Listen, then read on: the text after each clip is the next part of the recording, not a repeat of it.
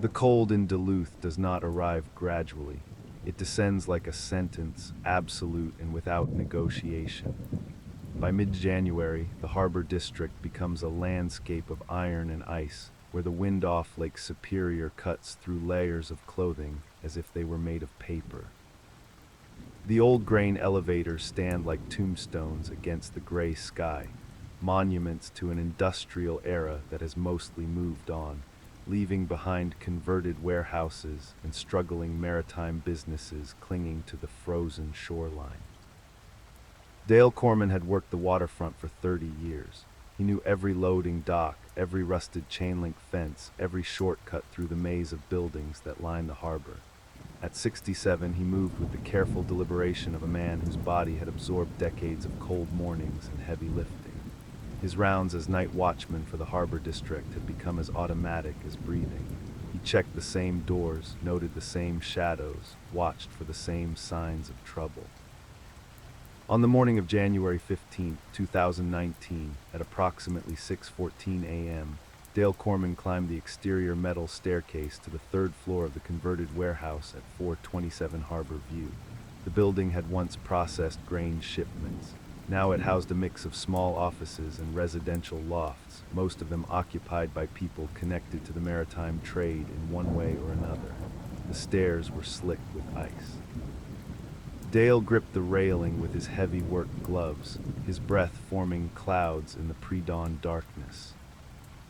He noticed the door first, Unit 3C Marcus Tully's place. The door stood half open, which was wrong. Marcus was meticulous about security. Dale had known him for 15 years, ever since Marcus bought the loft after retiring from active freight coordination work. The man locked his door when he went to check his mailbox. He did not leave it open on a night when the temperature dropped to 8 degrees. Dale pushed the door wider with his boot. "Marcus, you in here." The loft stretched before him, a single open space with exposed brick walls and high industrial windows. Morning light was just beginning to filter through the frost-covered glass, creating a gray dimness that made shapes uncertain. Dale's flashlight beam cut across the space, illuminating an overturned chair, papers scattered across the floor, a desk lamp lying on its side. Then he saw Marcus. The body lay near the desk area, face down, one arm extended toward a filing cabinet. Dale had seen death before. The harbor was not a gentle place, but this was different. This was Marcus, who always had coffee ready when Dale did his rounds, who talked about his daughter even though they had not spoken in 2 years, who kept his space organized with an intensity that bordered on obsessive.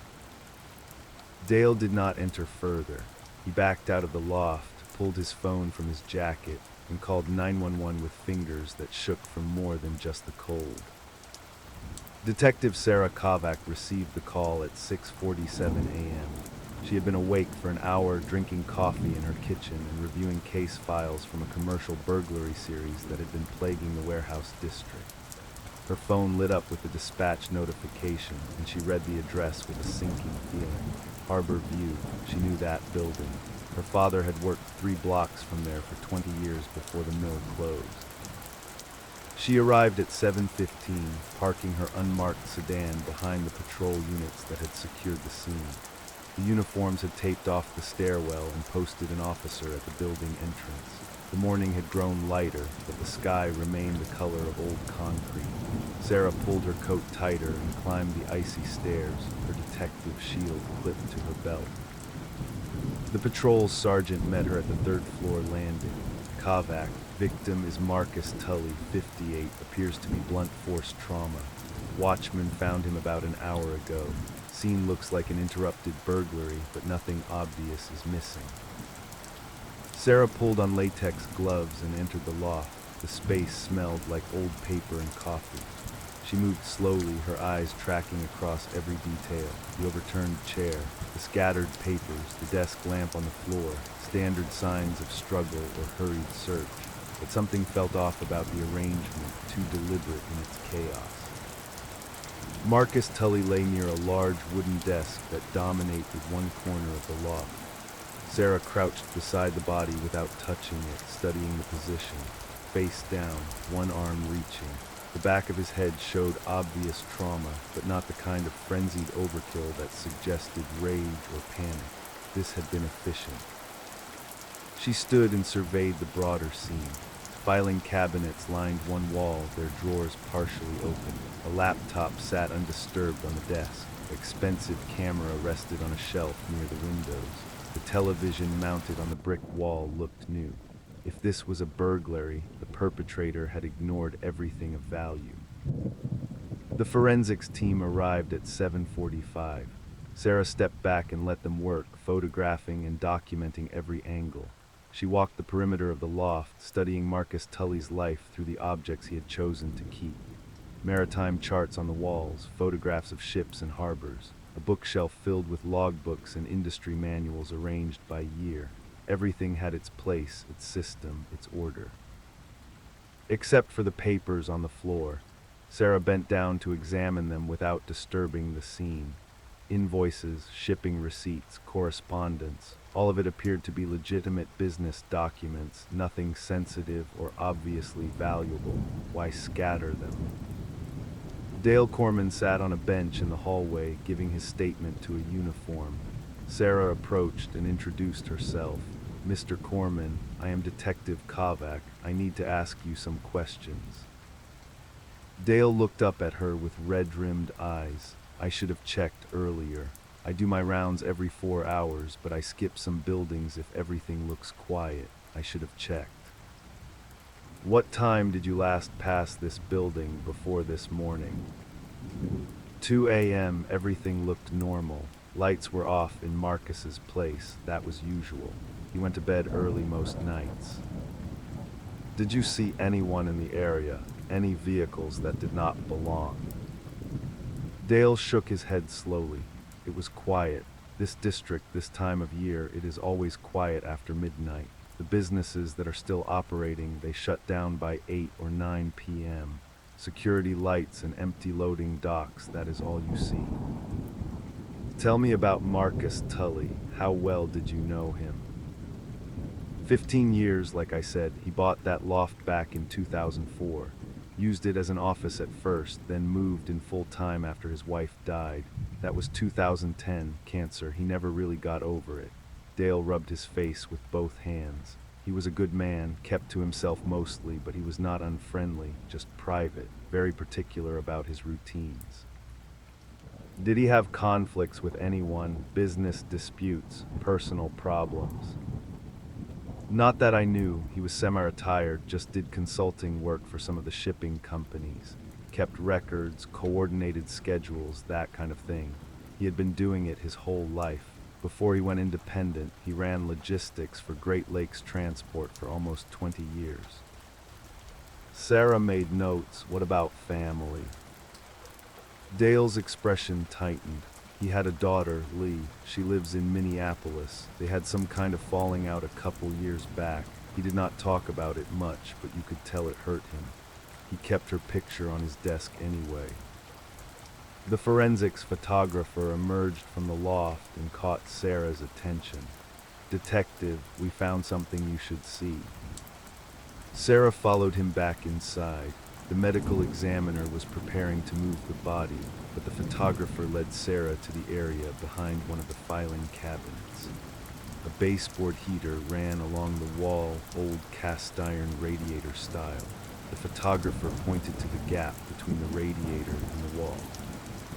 "There is something wedged back there. We almost missed it." Sarah knelt down and angled her flashlight into the narrow space. She could see the edge of something, a corner of what looked like laminated paper. She pulled out a pair of tweezers from her field kit and carefully worked the object free. It was a torn fragment, roughly 3 inches by 4 inches, of what had once been a larger document.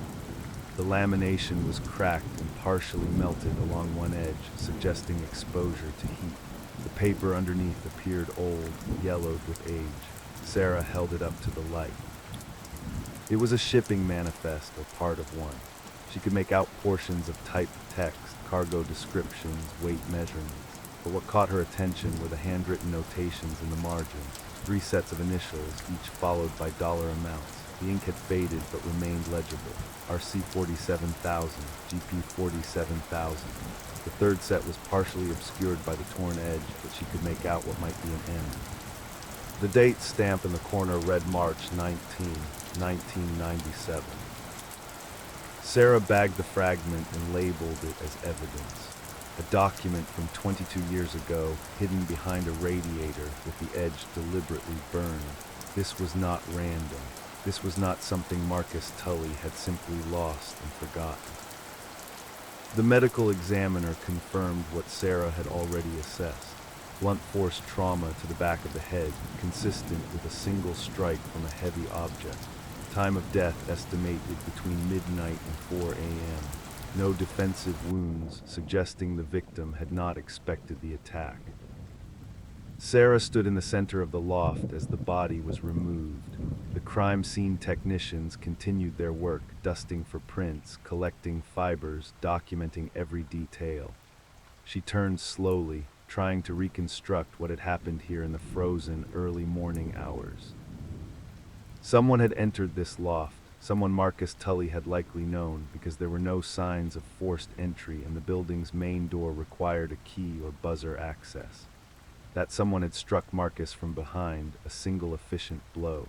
Then they had staged a burglary scene, scattering papers, opening drawers, creating the appearance of a search, but they had not taken anything obvious. The laptop, the camera, the television, all still here.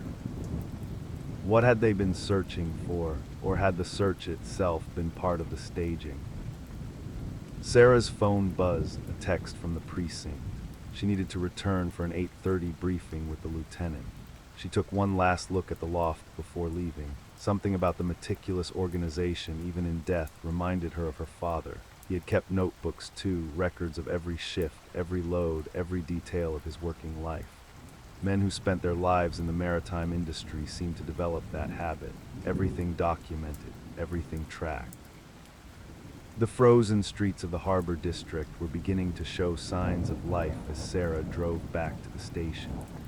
A few early workers heading to the remaining operational warehouses, delivery trucks navigating the icy roads. The massive lake stretched to the horizon, its surface a solid sheet of white and gray, beautiful and hostile in equal measure. At the precinct, Lieutenant Dawes listened to Sarah's initial report with the focused attention of a man who understood that murders in their jurisdiction were rare enough to warrant careful handling. The scene was staged. Yes, it is too neat. A real burglary, you would see more disturbance, and nothing was taken. This was meant to look like an interrupted theft, but the killer's real purpose was something else. The fragment you found, you think it is connected. It was hidden, the edge was burned, someone tried to destroy it but did not finish the job, and it is from 1997. That is not accidental. Marcus Tully kept that piece of paper for a reason. Dawes leaned back in his chair. What do you need? I want to interview the daughter today. I need background on Tully's business history, particularly his time with Great Lakes Transport. And I want someone to start pulling records from 1997, shipping manifests, cargo logs, anything connected to that date on the fragment. Do it, but be prepared. The chief is going to want progress on this. A murder in the harbor district, especially of someone with Tully's history in the community, that is going to draw attention. Sarah spent the next hour making calls and coordinating with the forensics lab.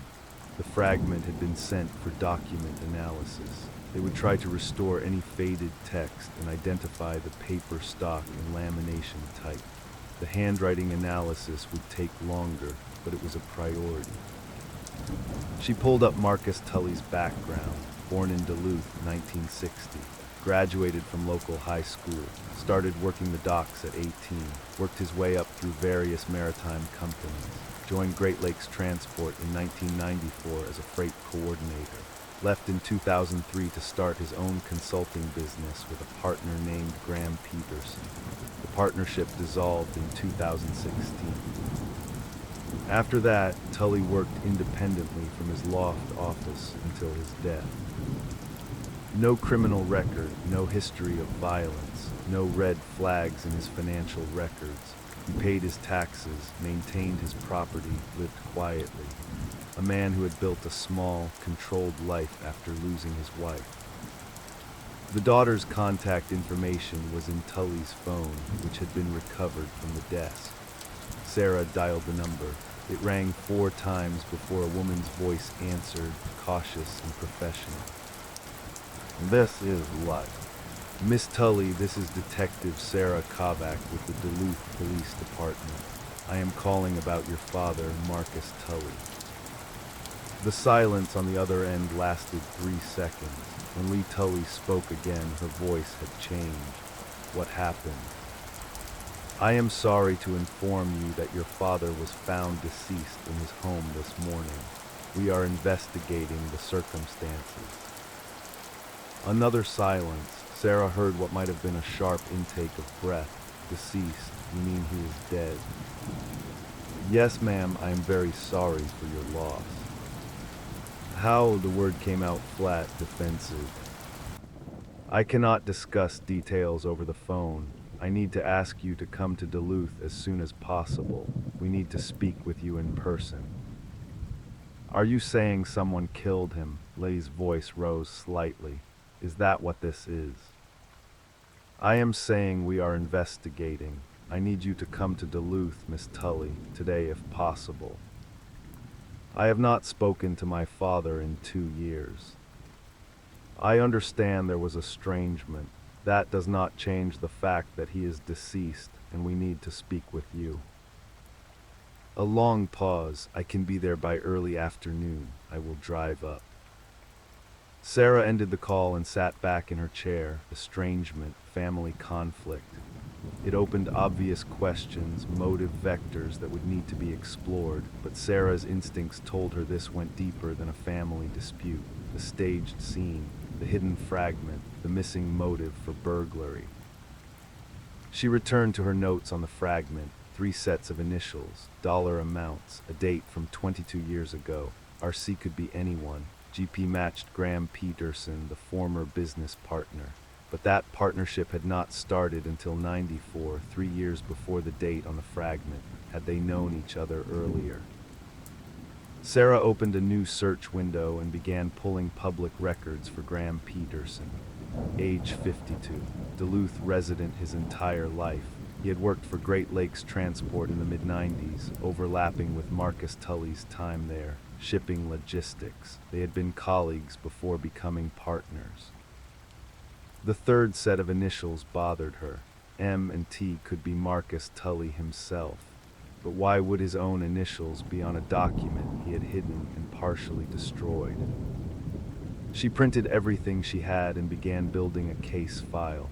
Timeline, background, evidence photos. The fragment would be central. She could feel it. 22 years was a long time to keep a secret, but secrets had a way of surviving, buried under layers of routine and normalcy, waiting for the right pressure to bring them back to the surface.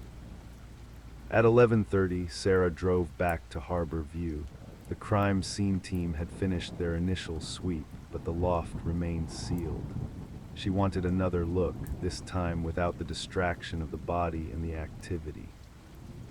The space felt different in the late morning light, quieter, colder. She moved through it slowly, opening drawers, examining the filing cabinets. Marcus Tully had organized his life with rigid precision. Every document had a place, every folder was labeled. Years of shipping records, invoices, contracts, correspondence, all of it neatly arranged and dated.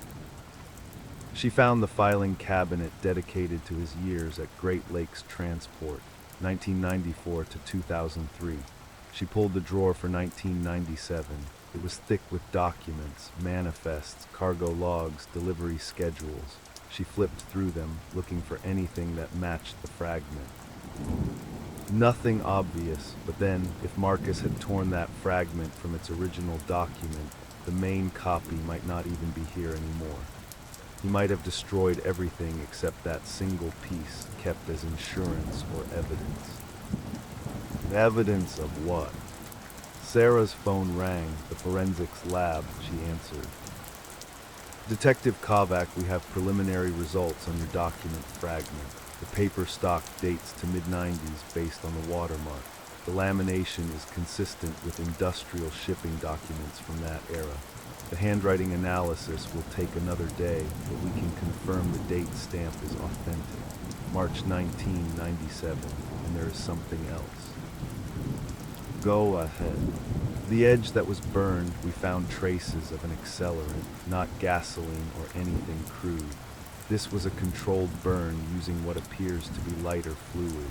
Someone tried to destroy this document methodically, not in a panic. They wanted it gone, but did it carefully. Sarah thanked him and ended the call. A controlled burn that fit with everything else. This was not a crime of passion or sudden violence. This was calculated. Someone had planned this, executed it, and tried to cover their tracks. She left the loft and descended the icy stairs. The harbor district stretched around her, empty and cold. Somewhere in this landscape of frozen water and industrial decay, someone was waiting to see if their secret would stay buried. Someone who had lived with what they had done for 22 years, who had built a life on top of that foundation. Sarah stood at the bottom of the stairs and looked out across the frozen expanse of Lake Superior. Her father used to say the lake kept everything, that nothing thrown into its depths ever really disappeared. It just waited, preserved in the cold, until the right conditions brought it back to the surface. Marcus Tully had kept his fragment for 22 years, hidden it behind a radiator where only someone searching deliberately would find it. And then someone had come for him in the frozen darkness of a January morning, silencing the man who remembered what had happened in March of 1997. But they had missed the fragment, and now Detective Sarah Kovac held that piece of the past in an evidence bag, 3 sets of initials and $3 amounts that added up to something worth killing for. The investigation was just beginning, but Sarah already knew one thing with certainty. The cold did not forget, it preserved. And somewhere in the frozen records of the harbor district's past, the truth was waiting to be thawed. She returned to her car and started the engine, letting it warm while she made notes. Lee Tully would arrive in a few hours. Graham Peterson needed to be located and interviewed. Great Lakes Transport would need to open their records from 97. And somewhere in this city, someone who thought they had buried their crime decades ago was beginning to realize they had made a mistake. They had left Marcus Tully alive too long, and in that time the meticulous record keeper had prepared for the possibility that one day someone might come for him. The fragment was his insurance policy, his final testimony, his voice from beyond death. Sarah pulled away from Harbor View and drove through the narrow streets of the harbor district, past the empty grain elevators and the frozen lake, carrying with her the first thread of a truth that had waited 22 years to surface. The cold wind off the lake rattled her windows. The gray sky promised more snow.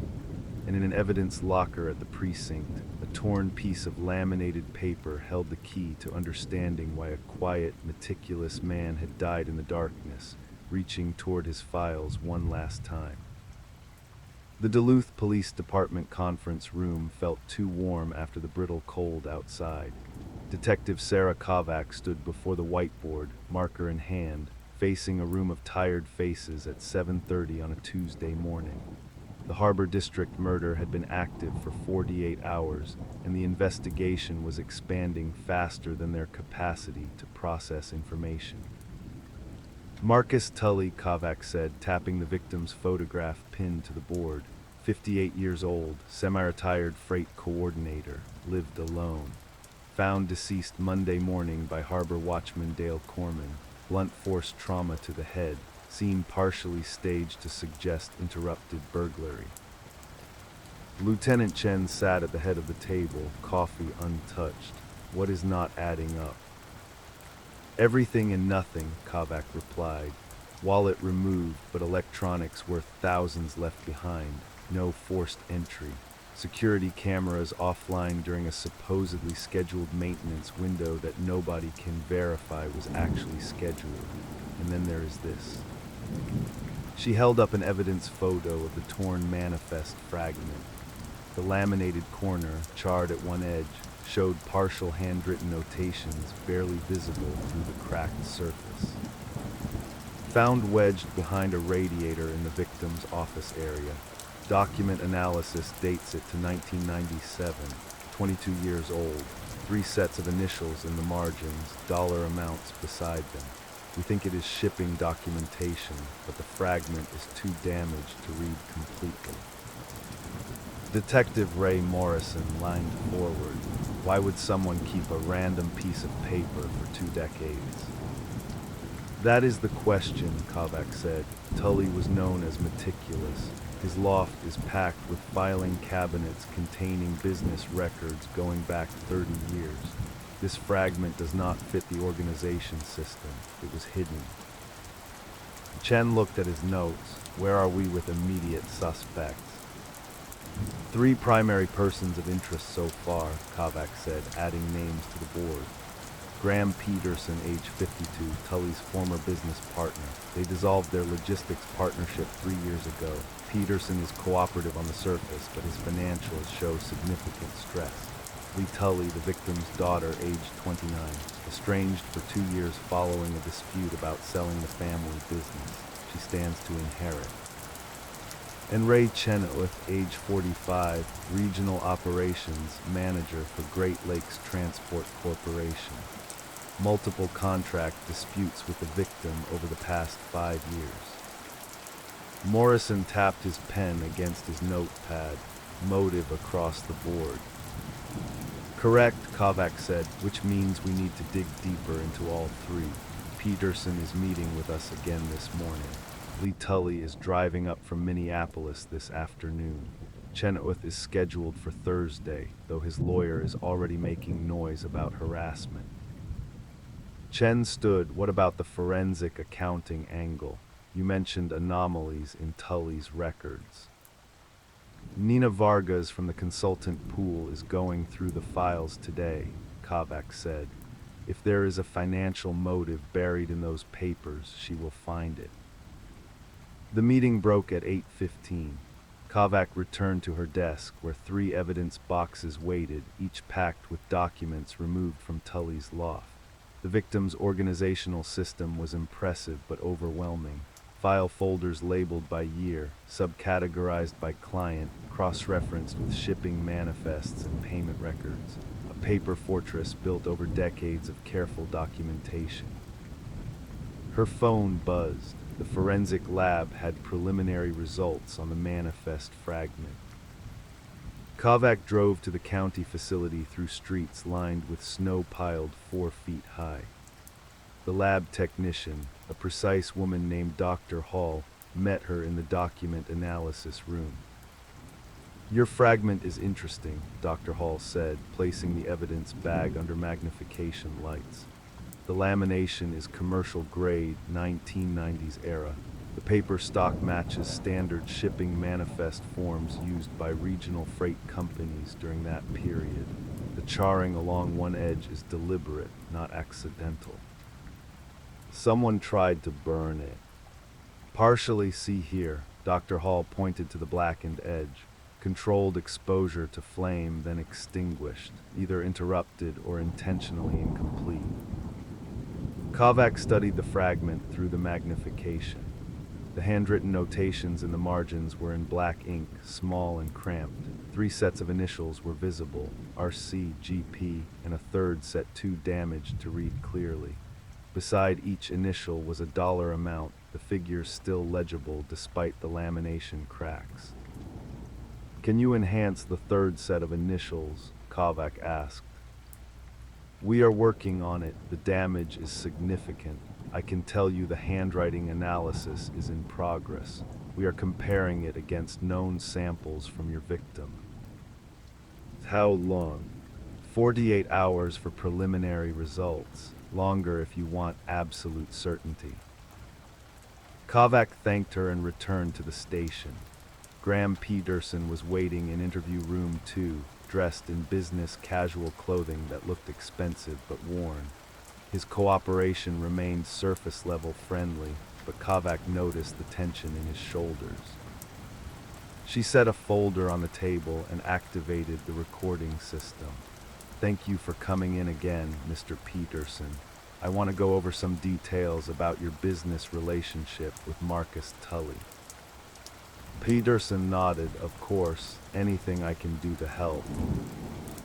"You and Mr. Tully founded P&T Logistics in what year?" 1994. We worked together for 22 years before dissolving the partnership. And the dissolution was amicable. A pause. Mostly, Marcus wanted to retire. I wanted to expand, different visions for the company. We sold the client contracts to a larger firm and split the proceeds. How much did each of you receive? Approximately $375,000 each. After taxes and fees, it was enough for Marcus to step back, not enough for me to start fresh on my own.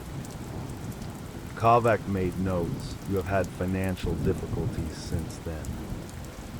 Peterson's jaw tightened. "I made some investments that did not work out. The market has been unpredictable, but I am managing." "Did Mr. Tully know about your financial situation?" We had not spoken much in the past year. Maybe he knew, maybe not. Kovac opened the folder and removed a photocopy of the manifest fragment. She slid it across the table. "Do you recognize this document?" Peterson studied it for a long moment. His expression remained neutral, but Kovac saw his pupils dilate slightly. "It looks like an old shipping manifest, from the 90s maybe. I would have to see the whole document to be sure." "Look at the margin notations, the initials." He looked closer. "RC and GP, those are not necessarily mine. Lots of people have those initials." "In your industry, in Duluth during that period?" Peterson pushed the photocopy back across the table.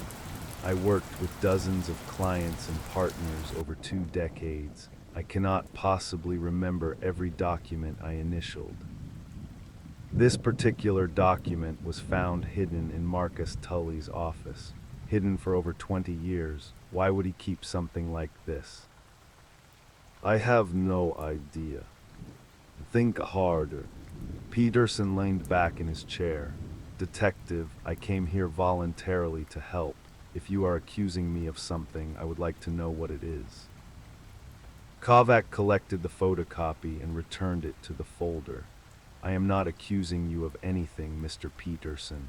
I am trying to understand Marcus Tully's life, particularly his business dealings in the late 90s. If there is something from that period that might be relevant to his death, I need to know about it. Then I suggest you talk to his other associates from that time. I was just a partner trying to build a business. Marcus was the detail man. He kept track of everything." The interview continued for another 30 minutes, but Peterson revealed nothing useful. Kovac let him leave, then reviewed the recording with Morrison. "He recognized the document," Morrison said. "The reaction was subtle, but it was there." "Agreed, and he is lying about not remembering it, but we do not have enough to push harder yet." At 2:15 in the afternoon, Lee Tully arrived at the station. She was tall and angular, with her father's intense eyes but none of his apparent warmth. She wore a black coat and carried a leather bag that looked professional and expensive. Kovac met her in the lobby. "Ms. Tully, thank you for making the drive." "I would rather not be here," Lee said flatly, "but I understand you need to ask questions." They moved to interview room 1, where the atmosphere felt less confrontational. Kovac offered coffee, which Lee declined. "I know this is difficult," Kovac began. "I am sorry for your loss." "Are you?" Lee's voice carried sharp edges. "Everyone keeps saying that. I have not spoken to my father in 2 years. We were not close, so the loss is complicated. Can you tell me about the estrangement? Lee stared at the table. My father built his entire identity around that business. When he and Graham decided to sell, he did not consult me. I was supposed to inherit it someday. I had ideas about expanding, modernizing. He sold it out from under me without a conversation. That must have been painful. It was infuriating. I told him I would never forgive him, and I did not. Now I do not get the chance to. Kovac made notes. Where were you between Sunday evening and Monday morning? At home in Minneapolis. I worked for a software company. I was on a video call with colleagues in California from 9 p.m. until almost midnight. Then I went to bed. My building has security cameras that will show I did not leave. We will need to verify that. I expected you would. Kovac pulled out her notebook. What can you tell me about your father's recent activities? Had he mentioned anything unusual, any concerns or conflicts? Lee shook her head. As I said, we were not in contact. The last time I saw him was at my aunt's funeral almost a year ago. We barely spoke. Did he seem different, worried about anything? He seemed like himself, quiet, obsessive about his records and files. He always was. Even when I was a child, he spent more time with his paperwork than with people. Kovac shifted approach. You know Graham Peterson. Of course, he was my father's partner for most of my life. Uncle Graham, we used to call him, though we were not actually related. How did you feel about the business dissolution? I was angry at both of them, but mostly at my father. Graham at least tried to talk to me about it afterward. My father just shut down. What about Ray Chenoweth? Do you know him? Lee frowned. The name sounds familiar. I think my father mentioned him a few times. Some kind of contract dispute, but I do not know details. The interview lasted 90 minutes. Lee provided contact information for her employer, building security, and the colleagues she had been on the video call with. Her alibi would check out, Kovac was certain, but the interview revealed the complicated emotional landscape surrounding the victim. After Lee left, Kovac found Morrison in the break room. The daughter did not do it. How sure? 95%. Her anger is real, but it is old anger. Not the kind that drives someone to violence after 2 years of distance, and her alibi will hold. So we are back to the business angle. Everything points there, the hidden document, the meticulous records. Something in his past was important enough to kill over. At 4 o'clock, Nina Vargas arrived at the station carrying a laptop and 3 notebooks filled with handwritten analysis. She was 34, intense, and visibly energized by complex financial puzzles. Kovac led her to a conference room where they could spread out. Vargas opened her laptop and pulled up spreadsheets. I have been through approximately 60% of Tully's files, Vargas said. The man was incredibly organized, every transaction documented, every payment recorded, cross-referenced by date, client, and contract. Find anything irregular. That depends on what you mean by irregular. His business practices were pristine, but there is a pattern I cannot quite explain. Vargas turned the laptop so Kovac could see. The spreadsheet showed financial data from 1997 and 1998. Here, Vargas pointed to highlighted cells. During this 2-year period, there are small discrepancies, nothing huge, amounts ranging from $5,000 to $20,000 across multiple accounts. The discrepancies are subtle. If you were not looking for them, you would miss them entirely. Embezzlement. Possibly, but here is what is strange. The pattern stops completely in early 1999. After that, every transaction is clean, perfect accounting. So either someone was embezzling for 2 years and then stopped, or something else was happening. Kovac studied the numbers. Could Tully have discovered it and confronted whoever was responsible? That would be my guess, but there is no documentation of any confrontation, no internal memos, no audit reports. If he discovered something, he kept it quiet. Which brings us back to the manifest fragment. Vargas leaned forward. Tell me about it. Kovac retrieved the evidence photo and explained the discovery. Vargas examined the image carefully, comparing the dollar amounts on the fragment with her spreadsheet data. These numbers, Vargas said slowly, they match some of the discrepancies I found, not exactly but proportionally. If these margin notations represent some kind of distribution or allocation, they fit the pattern. Distribution among whom? That is the question. If RC and GP represent individuals involved in whatever this was, we need to identify them definitively, and we need to find out what the third set of initials represents. They worked together for another hour, building a timeline of the 1997-1998 financial anomalies and cross-referencing them with Tully's known business relationships during that period. The picture that emerged was troubling. Someone had been skimming money from joint shipping contracts, small amounts spread across many transactions. The pattern was sophisticated enough to avoid detection during standard bookkeeping, but visible to anyone conducting a thorough audit. At 6 p.m., Kovac received a call from the Harbor District. Dale Corman wanted to speak with her again. She drove through darkening streets to the waterfront, where the old watchman waited outside his station, bundled against the cold. Appreciate you coming, Detective, Corman said. Been thinking about something. Did not seem important before, but now I am not sure. What is it?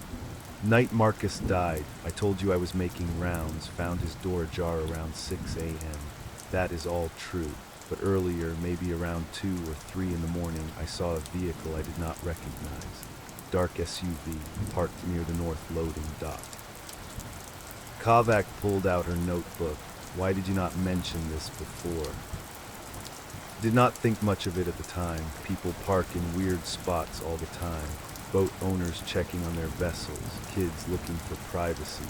But then I got to thinking. It was there maybe an hour, then gone, and the next morning Marcus was dead. Did you see who was driving? Too dark, too far away. Just noticed it because it was unfamiliar. Can you describe the vehicle more specifically? Recent model, maybe 3 or 4 years old. Dark color, either black or dark blue. Could not see the plates. It was thin, but it was something. Kovac thanked Corman and promised to follow up.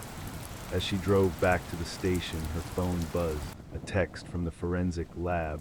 They had successfully enhanced the third set of initials on the manifest fragment. She pulled over to read the full message. The third set of initials was MT Marcus Tully. The victim had initialed his own document 22 years ago, which meant he had been part of whatever the manifest represented, not just a discoverer of wrongdoing, but potentially a participant. Back at the station, Kovac found Morrison still at his desk, reviewing security camera footage from businesses near Tully's building. The victim's security system had been offline, but neighboring buildings might have captured something. Found something interesting, Morrison said. Building 2 blocks east has exterior cameras covering their loading zone. On Sunday night, just after 2 a.m., you can see a vehicle matching Corman's description passing through frame. Dark SUV, newer model, heading toward Tully's building. He played the footage. The vehicle was visible for perhaps 3 seconds, too distant and dark for clear identification, but it confirmed Corman's observation. Can we enhance it? Kovac asked. Already sent it to the lab. They will work on the plates and try to identify make and model, but it will take time. Kovac sat down at her desk and pulled out the case file. 3 suspects, 3 sets of initials, a document from 1997, financial irregularities during a specific 2-year period, a hidden fragment suggesting the victim himself had been involved in something questionable. The narrative was shifting. Marcus Tully was not simply a meticulous record keeper killed by business rivals. He had been part of something decades ago, something significant enough to hide evidence of, something that had come back to destroy him. At 8:30 p.m., Kovac received an email from Lee Tully. Attached was a photograph of an old family picture from 1997. The image showed Marcus Tully and Graham Peterson standing in front of their office, arms around each other's shoulders, celebrating the company's 3rd anniversary. Behind them, partially visible in the background, was a 3rd man in a business suit. Lee's email was brief. Found this in old photos. The man in back is Ray Chenoweth. He was a freight coordinator for Great Lakes Transport then. He and my father worked together on several large contracts. Thought you should know. Kovac forwarded the photo to Morrison with a note. All 3 suspects connected to victim in 1997. Same period as the manifest fragment. Same period as the financial irregularities. This is not coincidental. Morrison replied within minutes. Chenoweth interview is Thursday morning. We need to go harder on the 1997 angle. Kovac stood and walked to the whiteboard in the conference room. She added new connections between the suspects, linking them all to the critical 2-year period. 3 men, 3 sets of initials, a scheme that had ended suddenly. And 22 years later, one of them dead. The fragment was not just evidence, it was insurance. Tully had kept it hidden for over 2 decades, proof of something he had been part of, something he could not bring himself to destroy completely. And in his final months, for reasons still unclear, he had started investigating his own past. Kovac pulled out her phone and called Nina Vargas. I need you to focus on one specific question. In early 1999, when the financial irregularities stopped, was there any significant change in the business relationships between Tully, Peterson, and Great Lakes Transport? Vargas promised to check. Kovac remained at the whiteboard studying the connections. Somewhere in the documented history of these 3 men was the motive for murder, a secret kept for decades, a crime that had seemingly been forgotten, until Marcus Tully, meticulous and obsessive, decided to confront it. The question was why. After 22 years of silence, what had prompted him to dig up the past? At 10 p.m., Kovac finally left the station. The temperature had dropped to 8 below zero. The streets were empty except for snowplows. She drove home through the frozen city, her mind unable to release the case. 3 men, 3 initials, 3 shares of something illicit.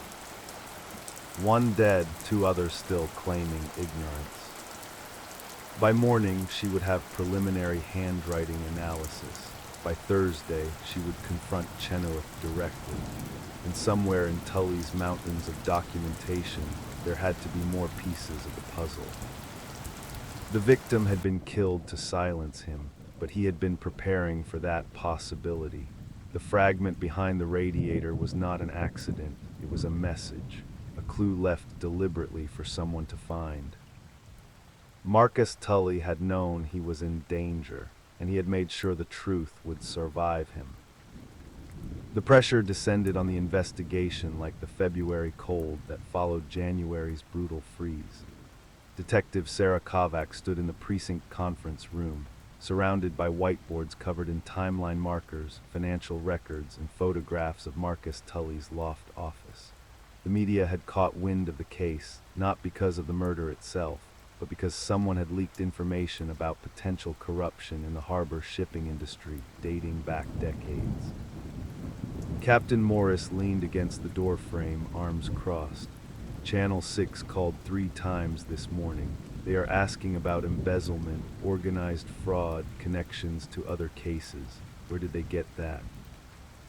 Kovac shook her head. Not from this team. We have been careful.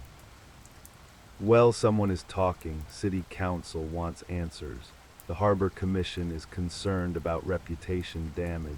I need something concrete. After Morris left, Nina Vargas entered carrying a laptop and a thick accordion file. The forensic accountant looked like she had not slept. Her eyes were bright with the focused intensity of someone on the edge of a breakthrough. I found something, Vargas said, setting the laptop on the conference table. The manifest fragment. I have been cross-referencing the margin notations with shipping records from 1997 through 1999. The dollar amounts are not random. They correspond to a systematic pattern of invoice inflation across 14 separate freight contracts. Kovac pulled up a chair. Show me. Vargas opened a spreadsheet that looked like a matrix of highlighted cells and numerical sequences. Look at this. Between March 1997 and October 1998, there are discrepancies in billing for container shipments through Duluth Harbor. Small amounts, 200 here, 500 there, but consistent. Always on contracts involving Great Lakes Transport Corp. Ray Chenoweth's company. Correct, but here is what makes it sophisticated. The overcharges were split between at least 3 parties. The initials on the fragment, RC, GP, and a third set I have not identified yet. I believe they represent Raymond Chenoweth, Graham Peterson, and possibly someone in the Harbor Authority who approved fraudulent weight certificates. Kovac studied the spreadsheet, her mind working through the implications. How much total? Conservatively, $270,000 over 18 months. Adjusted for inflation, that is significant. But more importantly, it is enough to trigger felony charges with no statute of limitations if there was ongoing concealment. And Marcus Tully discovered this. I think he suspected it even back then. Look at his personal records from that period. He kept duplicate copies of everything. Shipping manifests, weight certificates, invoice reconciliations. He was documenting something. Then the partnership with Peterson dissolved in 2016, and maybe that triggered him to finally act on old suspicions. Kovac stood and walked to the window overlooking the street below. The sky was overcast, promising more snow. So Tully spent the last 6 months of his life quietly gathering evidence to expose a crime from 22 years ago. Someone found out and killed him to prevent exposure. That is my fear. We need to talk to Graham Peterson again, and I want another run at Chenoweth. Before Kovac could arrange the interviews, her desk phone rang. It was Dale Corman, the harbor watchman who had discovered the body. Detective Kovac, I need to tell you something. I should have mentioned it before, but I was not sure if it mattered. Kovac switched to speakerphone so Vargas could hear. What is it, Mr. Corman? There was a long pause, the sound of wind across a phone receiver. The night Marcus died, well, technically the early morning hours of the 15th, I saw a vehicle I did not recognize. Dark pickup truck, newer model. It was parked near the back loading area around 4:30 a.m. when I did my rounds. Why did you not mention this before? I thought it was just someone turning around. The harbor access road gets confusing if you do not know the area. But then I remembered the truck had company plates, one of those magnetic signs on the door. I could not read it in the dark, but it was professional. Kovac felt her pulse quicken. What happened to the truck? It was gone when I came back around at 5:15. That is when I noticed Marcus's light was still on and went up to check on him. Mr. Corman, this is very important. Could you identify the type of truck if you saw it again? Maybe it was a GMC or Chevy, I think, dark blue or black, crew cab. I am sorry I did not say something sooner. I just did not want to cause trouble if it was nothing. After the call ended, Kovac immediately contacted the vehicle registration database. Great Lakes Transport Corp. owned 17 trucks. 12 were semi-tractor trailers. 5 were pickup trucks used by management and operations staff. Ray Chenoweth had one assigned to him, a 2017 Chevrolet Silverado, midnight blue. "We need to inspect that truck," Vargas said.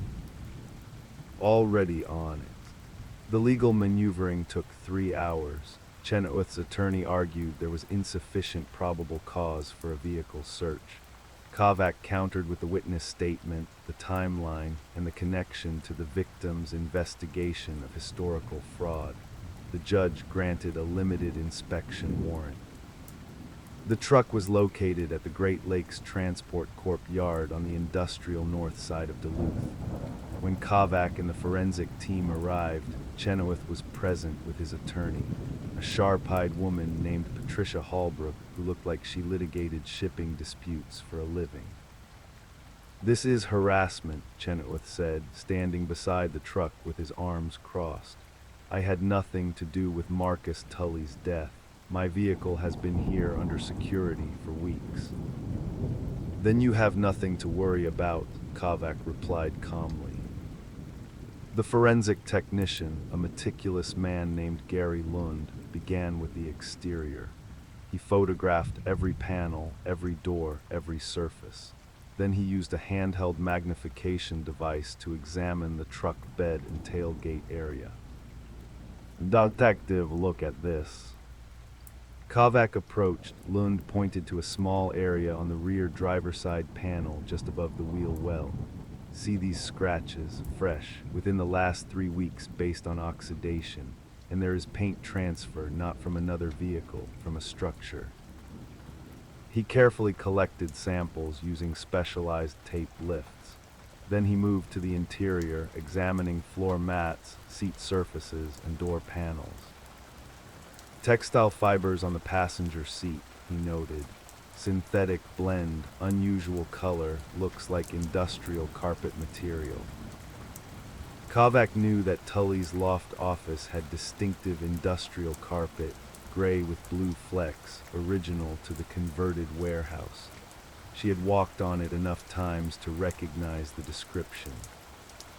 The evidence was mounting, but it was still circumstantial. She needed more. Back at the station, Kovac reviewed the recovered messages from Tully's second phone. The data recovery team had managed to reconstruct fragments of deleted text conversations from late December and early January. One exchange stood out. "I have everything documented. 22 years of wondering, now I have proof." "You cannot do this. There are legal complications you do not understand." "I understand fraud, I understand theft, I understand betrayal. Let us meet and discuss this reasonably." The phone number belonged to a prepaid mobile device, untraceable, but the timing was significant, January 12th, 3 days before Tully's death. Kovac arranged for both Graham Peterson and Ray Chenoweth to come in for follow-up interviews. Separate rooms, separate times, but coordinated to create pressure.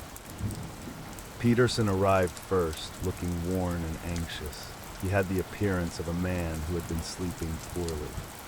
Kovac led him to interview room 2 and offered coffee, which he accepted. "Graham, I want to talk about 1997. Peterson's face went pale. "What about it?" "Specifically, I want to talk about shipping contracts between March 1997 and October 1998. Contracts involving inflated invoices, falsified weight certificates, and systematic fraud totaling over $200,000. Peterson stared at the table. His hands were shaking. "We have documentation," Kovac continued. "We have the margin notations from the manifest fragment found at Marcus's loft. We have financial records showing the discrepancies. We know the initials, R.C., Raymond Chenoweth, G.P., Graham Peterson, and a third party we have not identified yet." "I want a lawyer." That is your right, but before you make that call, understand something. We know Marcus was investigating this fraud for the last 6 months of his life. We know he was gathering evidence to report to authorities. We know someone killed him to stop that from happening. If you were involved in the original fraud but not the murder, now is the time to tell us. Peterson rubbed his face with both hands. Marcus suspected something even back then. He was always meticulous, always questioning invoices, but he never had proof, just suspicions. When our partnership ended in 2016, he started going through old records. He contacted me last November, asked about specific shipping contracts from 1997. What did you tell him? I lied. I told him I did not remember details from that far back, but he knew. He kept pushing. Did you kill him? No, Peterson looked up, his eyes desperate. I swear I did not. I was scared, but I would never do that. Marcus and I had history. We built that business together. I made mistakes, terrible mistakes, but I did not kill him. Well, then who did? Peterson hesitated. Ray Chenoweth came to me in January. He was furious. He said Marcus had evidence that could destroy him, that we needed to figure out how to handle it. I told him to let it go, that it was 20 years ago. He said some things never expire. What else did he say? He said he would handle it. I thought he meant lawyers, legal pressure. I never imagined. Peterson stopped, his voice breaking. Kovac let the silence stretch. We have physical evidence connecting Chenoweth's truck to the scene, paint transfer that matches the building, carpet fibers that match Marcus's office, a witness who saw the truck there the night of the murder. If you know anything else, now is the time. Peterson closed his eyes. The third set of initials on that manifest fragment, D.K. David Kelso. He worked for the Harbor Authority back then, weight inspector. He signed off on fraudulent certificates in exchange for cash payments. He died in 2003, heart attack. So the scheme involved 3 people. Chenoweth orchestrated it, you facilitated it through your business partnership with Marcus, and Kelso provided official cover. Yes, the word was barely a whisper. And when Marcus figured it out after all these years, you panicked. I panicked, but I did not kill him. You have to believe me. Kovac stood, stay here, do not leave this building. In interview room 4, Ray Chenoweth sat with attorney Patricia Hallbrook. He looked composed, even defiant. Kovac entered with Nina Vargas, who carried a thick binder of financial documents. Mr. Chenoweth, we have been analyzing 22-year-old shipping records. We have identified a systematic pattern of invoice fraud involving your company, Graham Peterson's former business, and a deceased harbor inspector named David Kelso. Total theft, $270,000. Hallbrook leaned forward. These allegations are baseless and beyond any relevant statute of limitations. Not if there was ongoing concealment, not if new evidence of the crime has recently surfaced, and not if someone was murdered to prevent that evidence from coming to light. Chenoweth's jaw tightened, but he said nothing. Vargas opened the binder. We have the original manifest fragment found at Marcus Tully's loft. We have reconstructed financial records showing the discrepancies. We have documentation that Mr. Tully spent 6 months investigating this fraud before he was killed, and we have physical evidence connecting your vehicle to his building the night he died. My client has already explained he had no involvement in Mr. Tully's death. Then explain the paint transfer on his truck that matches the loading dock structure at Tully's building. Explain the carpet fibers that match Tully's office. Explain the witness who saw his truck there at 4:30 in the morning, less than 2 hours before the body was discovered. Chenoweth spoke for the first time. I was not there. Your truck was. Then someone else used it. Who has access to your vehicle? It is usually locked in the company yard, but several people have keys, maintenance staff, night dispatch, myself. Kovac leaned back. Mr. Chenoweth, Marcus Tully contacted you in early January. He told you he had evidence of the 1997 fraud. He said he was going to report it to authorities. You panicked because exposure would destroy your career and trigger criminal charges. You went to his loft to reason with him, to threaten him, maybe to steal the evidence. Something went wrong. You fought. He ended up dead. That is not what happened. Then tell me what did happen. Holbrook put her hand on Chenoweth's arm. Ray, do not say anything else. But Chenoweth was staring at the table, his composure finally cracking. He would not listen. I offered him money. I offered him anything. He said it was not about money anymore. It was about truth, about all those years of lying. He said he had wasted too much of his life knowing and not acting. So you killed him. I did not mean to. It was an accident. We fought. He fell. I panicked. Holbrook closed her eyes. Ray stopped talking. But he could not stop. The words came out in a rush, 22 years of guilt and fear finally breaking through. I went there to get the documents, to destroy the evidence. He refused. He said he had already made copies, that it was too late. We struggled. I pushed him. He hit his head on the corner of the desk. It was an accident. Kovac kept her voice level. Then what happened? I staged it to look like a burglary, took his wallet, unplugged some equipment, but I could not find all the documents. He said he had burned most of them, kept only pieces. I searched everywhere. That is when the paint on my truck got scraped, backed into the loading dock railing in the dark. Where is the wallet now? I threw it in the lake off the pier the next morning. And the documents you did find. Burned them in my fireplace, but I knew there might be more. I knew someone might figure it out eventually. Holbrook was gathering her materials, her face grim. This interview is over. My client will not be making any further statements.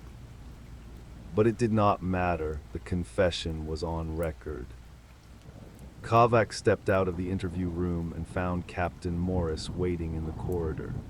We have him, she said. Good work. What about Peterson? He was involved in the original fraud, but not the murder. He is willing to testify in exchange for immunity. The third conspirator is deceased. Morris nodded. Get the charges filed. And Sarah, good job closing this. In the evening, Kovac met with Nina Vargas in the conference room. The case boards were now filled with completed timelines, evidence chains, and suspect profiles with resolution notes. It all came down to that fragment, Vargas said. If Tully had not kept that piece of the manifest behind the radiator, we might never have connected it all. He was a meticulous man. Even in destroying evidence of the crime, he kept insurance. Why do you think he waited so long, 22 years, to act on it? Kovac considered the question. Maybe he needed distance. Maybe he needed to be sure. Or maybe he just needed to reach a point in his life where the truth mattered more than the consequences. His daughter is coming back tomorrow. She wants to talk to you. I know. Kovac gathered her coat and headed out into the February night. The temperature had dropped again, and the frozen harbor stretched out black and vast beneath the distant lights of ships waiting for spring thaw. She thought about Marcus Tully, alone in his loft, surrounded by decades of records, systematically building a case against someone he had once trusted. She thought about the burden of knowledge, the weight of truth delayed. The investigation was not over. There would be prosecution, testimony, legal proceedings that would stretch for months. But the core mystery was solved. The pieces had fallen into place through the intersection of meticulous accounting analysis and physical trace evidence, old crimes and new violence, carefully kept records and microscopic paint transfers. As she drove home through the empty streets, Kovac reflected on how crimes could echo across decades, how the consequences of betrayal could compound like interest, how a single torn fragment of laminated paper could eventually bring down a 22-year-old conspiracy. The harbor lights faded behind her, but the case would continue forward into its legal resolution, truth finally emerging from the frozen ledger of the past. The conference room on the third floor of Duluth Police Headquarters had become command center for the final push. Sarah Kovac stood before the whiteboard, arms crossed, studying the web of connections that had consumed the past 3 weeks. January light filtered through frost-edged windows. The room smelled of burnt coffee and dry erase markers.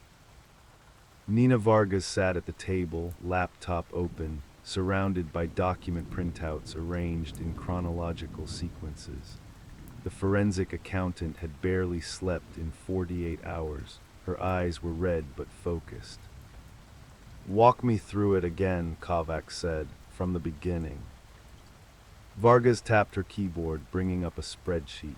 1997, 3 parties involved in a Great Lakes shipping contract worth $470,000. The contract was for specialized freight handling during the expansion of the harbor's containerized cargo operations.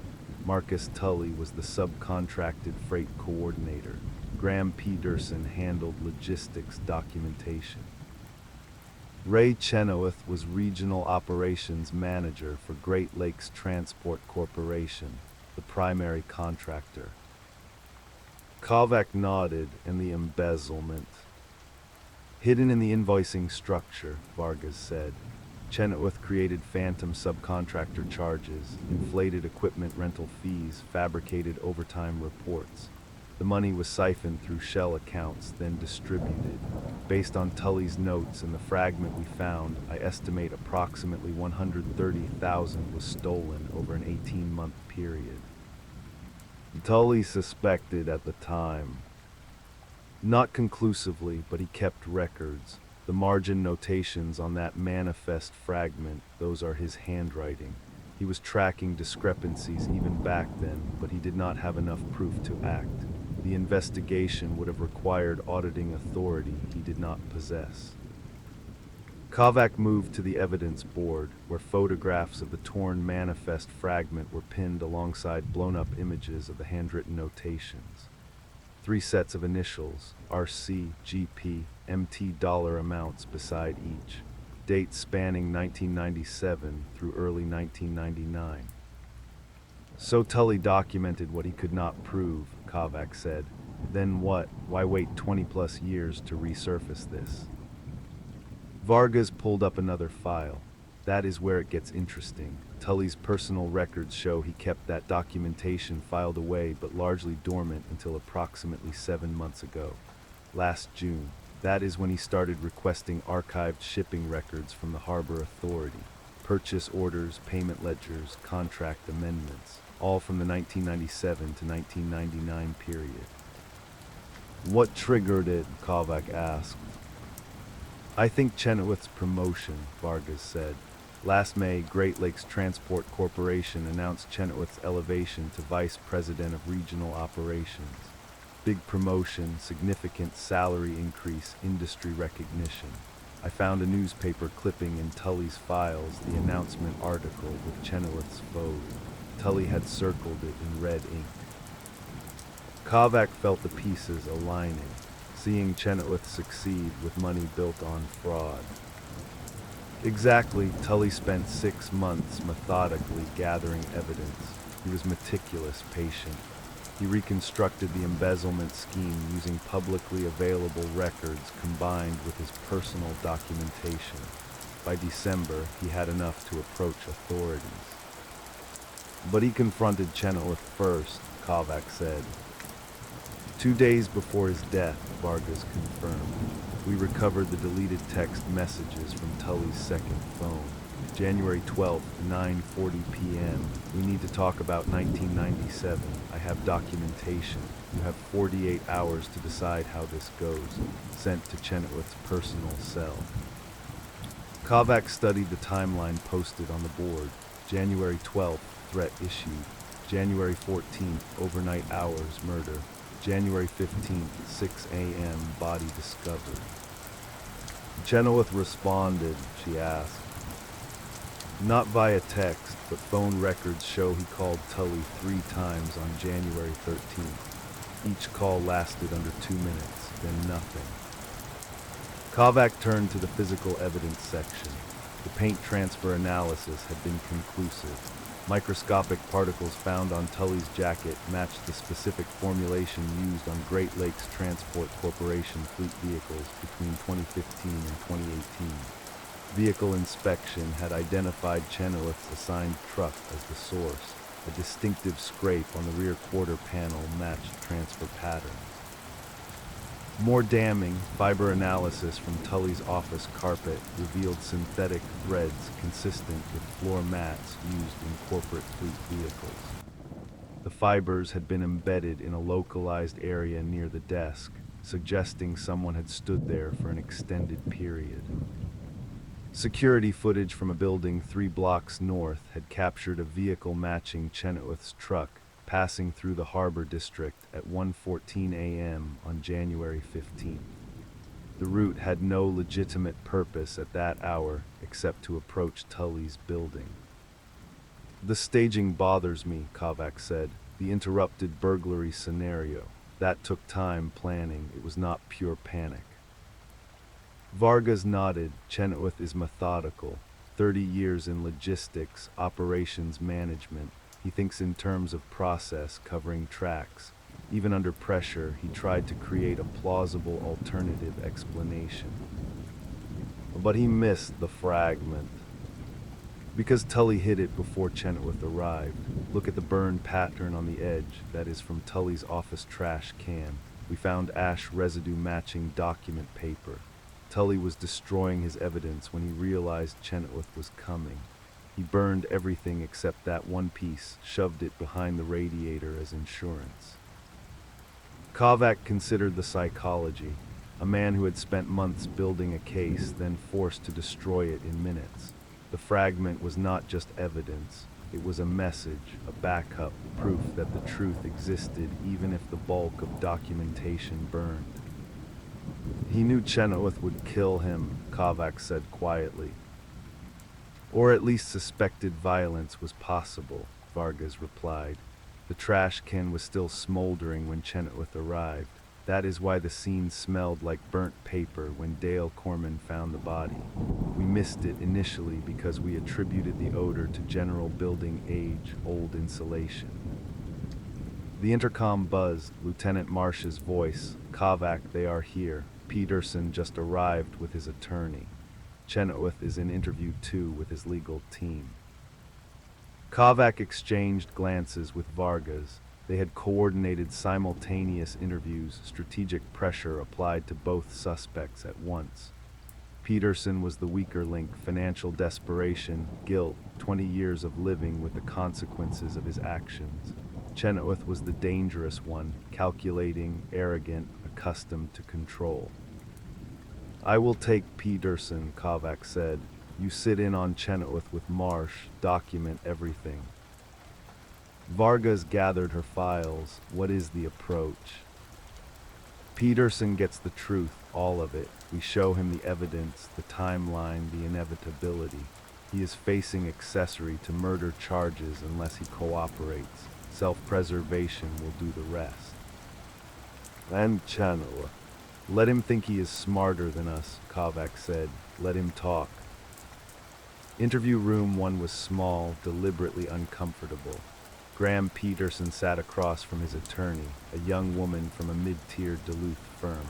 Peterson looked exhausted, gray-faced, hands clasped on the table. He had lost weight since their first interview. The stress was consuming him.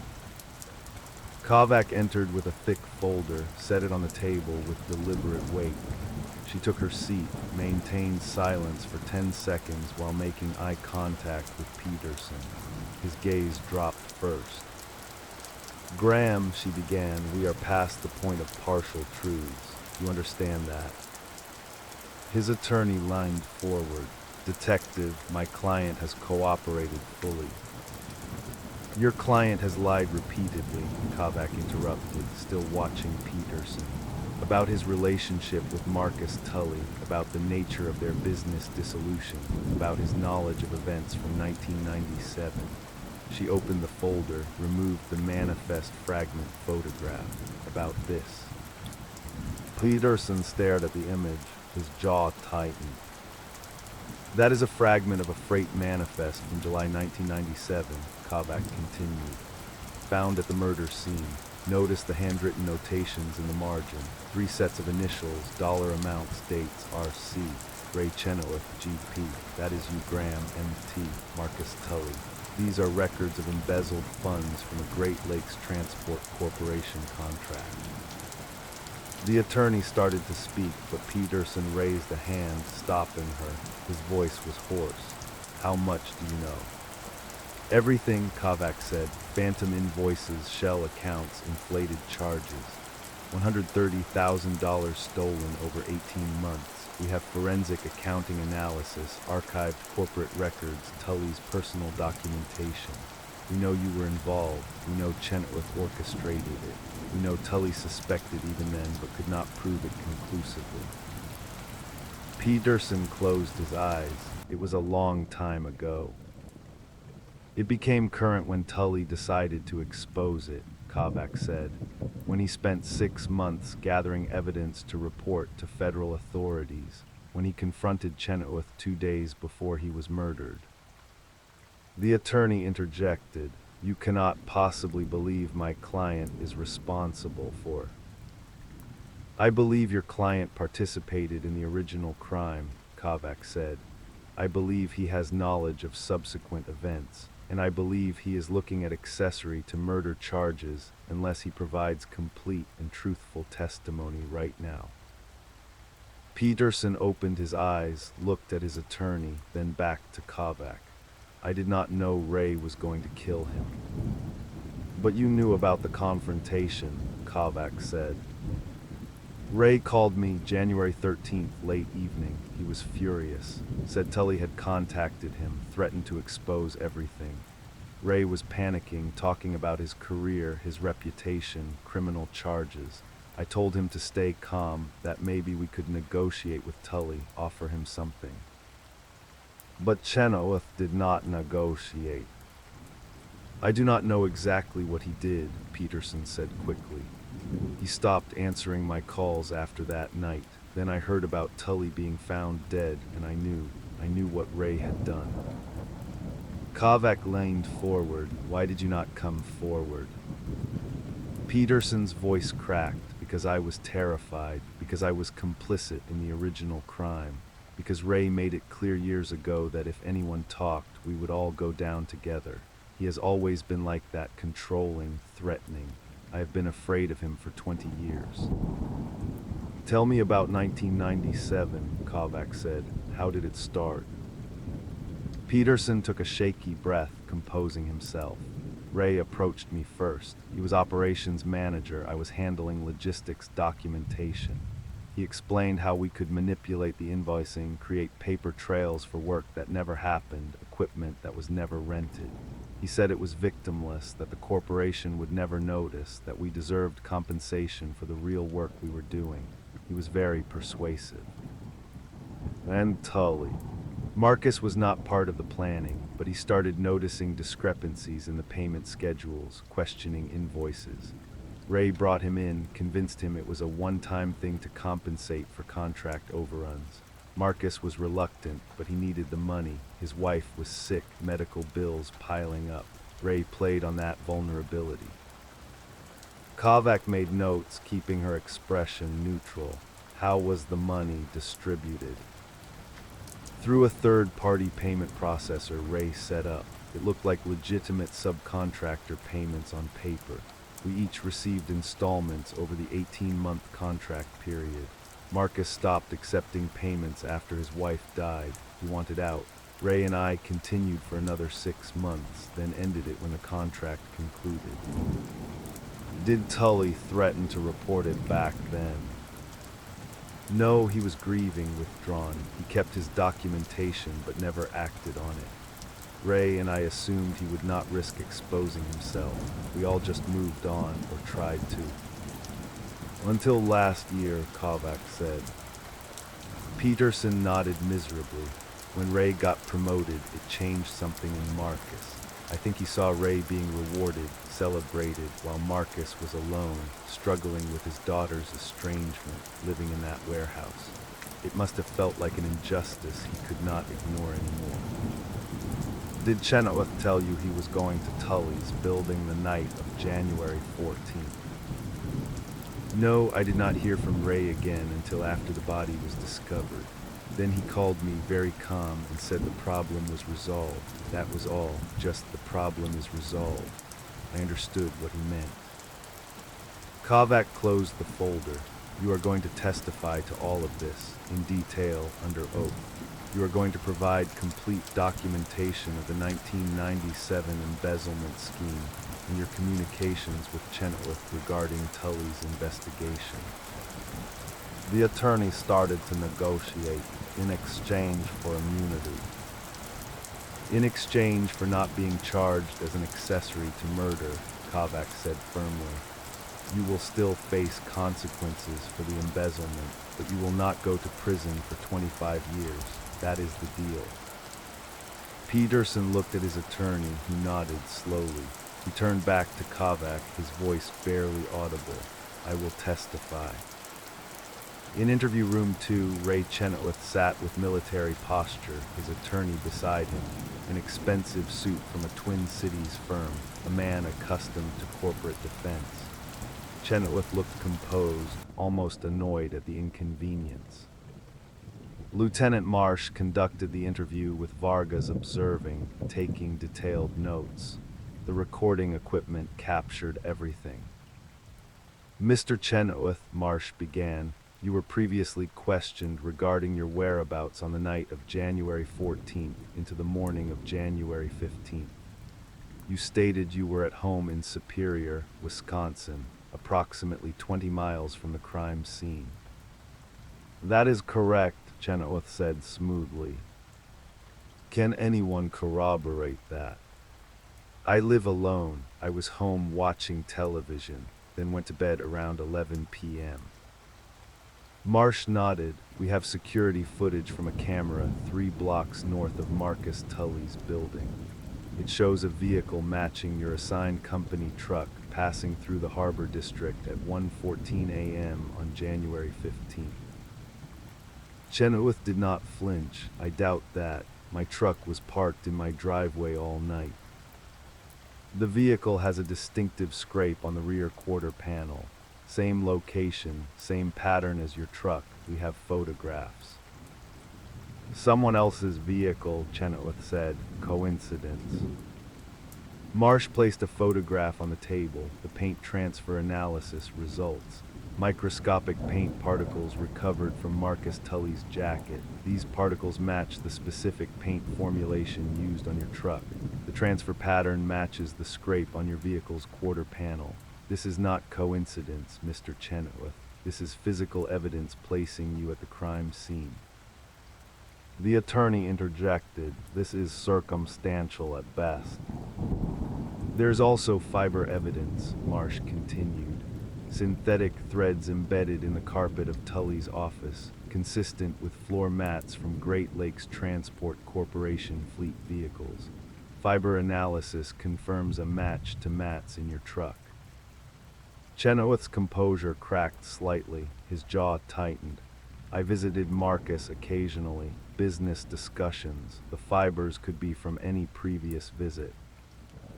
Except the fibers were fresh, not degraded, and the pattern of deposition indicates recent presence within 24 hours of discovery. Marsh placed another photograph, the manifest fragment. This was found at the scene. Do you recognize it? Chenoweth studied the image, his expression carefully neutral. Should I? It is a 1997 freight manifest fragment with handwritten notations documenting embezzled funds. Your initials appear on it, Mr. Chenoweth. RC, along with Graham Peterson's and Marcus Tully's. This document proves your participation in a fraud scheme that stole $130,000 from your employer. That is absurd, Chenoweth said, but his voice had lost its confidence. Marcus Tully spent 6 months investigating that fraud, Marsh said. He gathered extensive documentation, archived records, financial analysis. He confronted you on January 12th via text message, informed you he had proof, gave you 48 hours to decide how to respond. Phone records confirm you called him 3 times on January 13th. 2 days later, he was dead. The attorney was conferring with Chenoweth in urgent whispers. Marsh waited, patient, letting the weight accumulate. Finally, Chenoweth spoke, his tone defensive. Marcus was delusional, obsessed with ancient history. Yes, there were irregularities in that 1997 contract, accounting errors, miscommunications, but nothing criminal. He was trying to create a scandal where none existed. Then why go to his building at 1 a.m., Marsh asked. I did not. The evidence says otherwise. Paint transfer, fiber analysis, security footage. Your truck was there. You were there. Chenoweth's facade was crumbling. Even if I did visit him, it does not mean I killed him. Maybe I went to talk, to reason with him, and found him already dead. Why not report it? I panicked. I was worried about being implicated. Marsh leaned forward. Mr. Chenoweth, Graham Peterson is in the next room providing a full statement. He is describing the 1997 embezzlement in detail, how you orchestrated it, how you recruited him and Tully, how you distributed the stolen funds. He is describing your phone call on January 13th, your panic about Tully's threat, your determination to resolve the problem. Chenoweth's face went pale. Graham would nod. He already has complete cooperation in exchange for consideration on charges. You are isolated here. The physical evidence ties you to the scene. The financial evidence proves motive. Witness testimony establishes premeditation. Your only option now is to provide your version of events before the narrative becomes fixed without your input. The attorney requested a break, a private conference. Marsh granted 15 minutes. Kovac watched from the observation room as Chenoweth and his attorney argued in heated whispers. The man was unraveling, the controls slipping. 30 years of careful image management, corporate success, calculated risk, all collapsing under the weight of evidence he could not manipulate or explain away. When the interview resumed, Chenoweth's demeanor had shifted. The arrogance was gone, replaced by desperate calculation. I want to make a statement, he said slowly, but I need certain assurances. You are not in a position to negotiate, Marsh said. You can cooperate fully and hope for consideration during sentencing. That is your only option. Chenoweth looked at his attorney, who nodded reluctantly. The man took a long breath, then began speaking in a flat, defeated tone. Marcus contacted me January 12th. He said he had spent months investigating the 1997 contract, that he had proof of embezzlement, that he was going to federal authorities unless I confessed and made restitution. He was self-righteous, accusatory. He acted like he had no part in it, like he was the victim. What did you do? Marsh asked. I tried to reason with him. I called him the next day, explained that exposing this would destroy multiple lives, that it was ancient history, that no one was harmed. He would not listen. He said he had already decided, that he was giving me the courtesy of advance warning. So you went to his building. Chenoweth hesitated, then nodded. Late on January 14th. I thought if I could see the evidence, understand what he actually had, I could assess the damage, maybe negotiate. I parked a block away, walked to his building. The front entrance was unlocked. He was expecting someone, or he had forgotten to secure it. Continue, Marsh said. I went up to his loft. The lights were on. I knocked, identified myself. He opened the door, surprised but not frightened. I explained I wanted to see his evidence, understand what he was planning to do. He refused, said the time for discussion had passed. He was arrogant, condescending. He showed me a trash can where he had been burning documents. He said he was protecting the others, that he had decided to spare Graham and focus solely on me. Kovac felt a chill. Tully had been protecting Peterson even at the end, burning evidence that would implicate him, narrowing the exposure. He kept one fragment as proof, Chenoweth continued. Showed it to me, said it was enough to corroborate his testimony. I asked to see it, and when he turned to get it from his desk, I just reacted. There was a bookend on a shelf near the door, heavy cast iron. I grabbed it, hit him. The room was silent except for the recording equipment's faint hum. He fell, I dropped the bookend, tried to check if he was breathing, but he was not moving.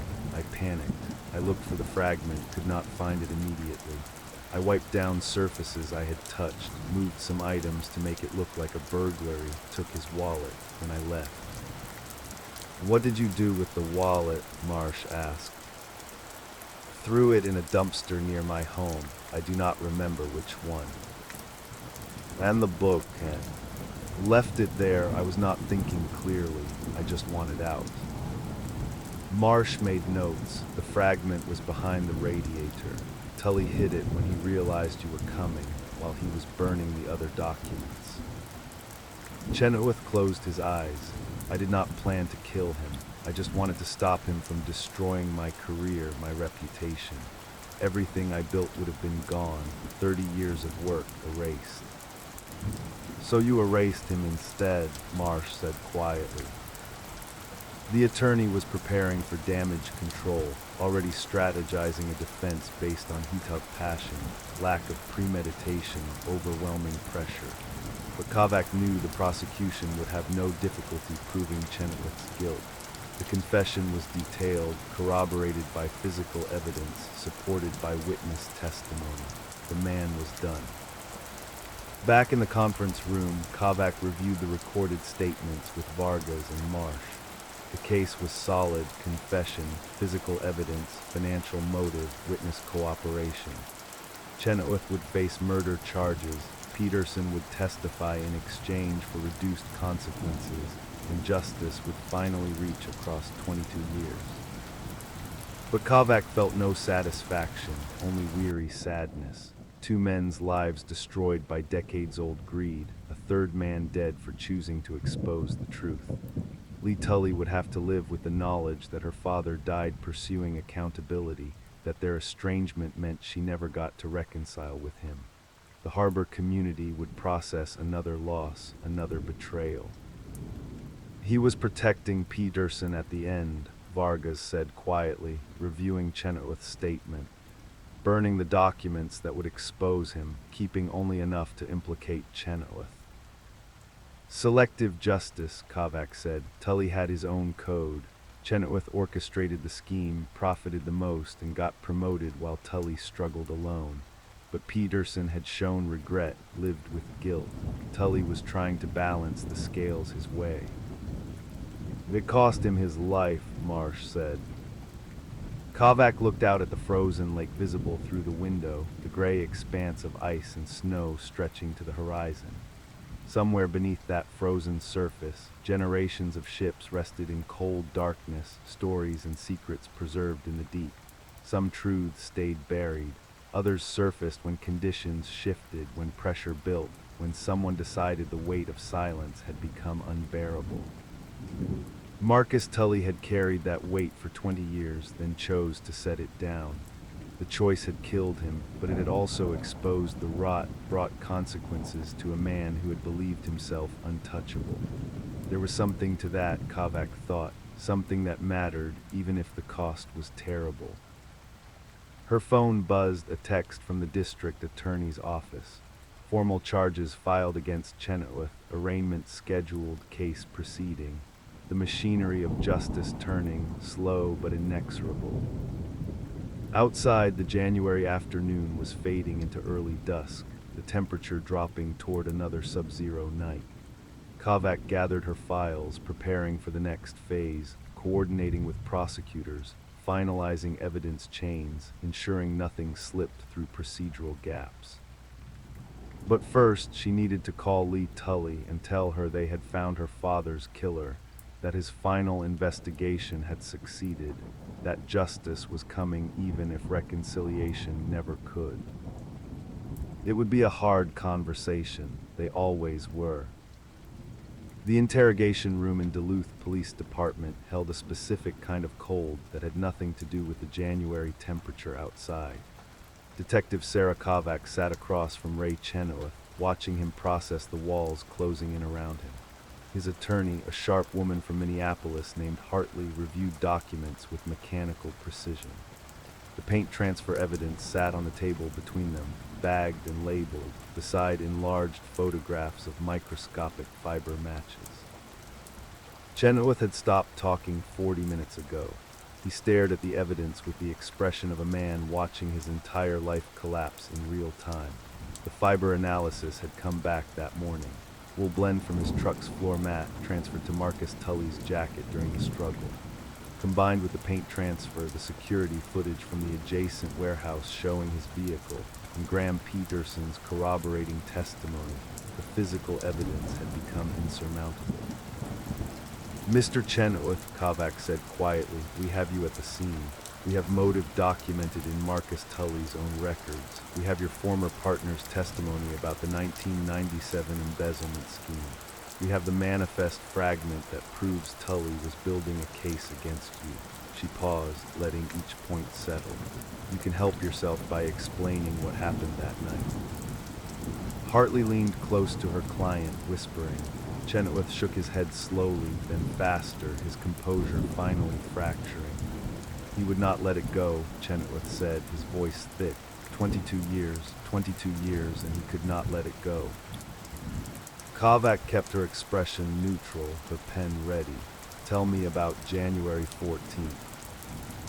Chenoweth's shoulders sagged. The fight left him in a visible wave. He called me that afternoon, said he had proof, said he had enough to take to the state attorney general. I told him to leave it alone. It was decades ago. Everyone involved had moved on. He looked up at Kovac with red-rimmed eyes. He said some things you do not get to move on from. What time did you go to his loft? Around 10:30, building was quiet. He had given me a key years ago when we still did business together. I never returned it. Chenoweth rubbed his face with both hands. I thought I could reason with him, talk him down, explain the damage it would do, not just to me, but to the whole organization. Jobs would be lost, contracts would be canceled. Great Lakes Transport would not survive the scandal. But he would not agree. He showed me everything, 6 months of work, records, requests, interviews he had recorded with former employees, financial analysis. That manifest fragment was just the start. He had reconstructed the entire scheme. How he diverted funds from the joint shipping contract, how he falsified delivery records, how he split the money 3 ways. Chenoweth's voice dropped. Graham took his cut and stayed quiet, but Marcus always suspected. Even back then, he knew something was wrong. It ate at him his whole life. Kovac wrote carefully, her handwriting steady. What happened after he showed you the evidence? I asked him to destroy it. I begged him. I told him I would make financial restitution, pay back every dollar with interest, set up some kind of anonymous victim fund, anything. Chenoweth's hands trembled. He said it was not about money anymore. It was about the principle, about holding people accountable, about not letting corruption just fade away because enough time passed. The room held silence for 10 seconds. He turned his back to file some documents. I saw the fireplace poker leaning against the wall. I do not remember deciding to pick it up. I just remember the weight of it in my hand and the sound when it connected with his skull. Chenoweth closed his eyes. He dropped so fast, I hit him twice more. I could not stop. Everything I had built for 40 years was about to disappear because of one man's obsession with ancient history.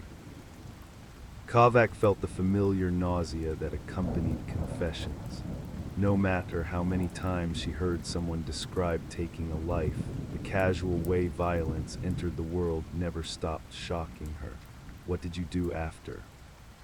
I tried to make it look like a burglary. took his wallet, unplugged the security cameras earlier that evening when I came to disable them for the supposed maintenance window. Knocked over some furniture, but I realized I was making it worse. I just left, drove home, sat in my driveway for 2 hours trying to understand what I had done. He opened his eyes. I kept hoping I had imagined it, that I would wake up and it would be a nightmare. Did you go back? No, I stayed away. I thought maybe the scene would be ambiguous enough. Random crime in a marginal neighborhood. Transient breaks in, surprised by occupant, violence happens. No connection to me. Chenoweth laughed bitterly. I underestimated how thorough Marcus had been with his documentation, and I underestimated you. Hartley interrupted. My client is clearly distraught and needs medical evaluation before any further statement. Kovac nodded, making a note. We will arrange that. For the record, Mr. Chenoweth, you have just confessed to the murder of Marcus Tully on the night of January 14th, 2019.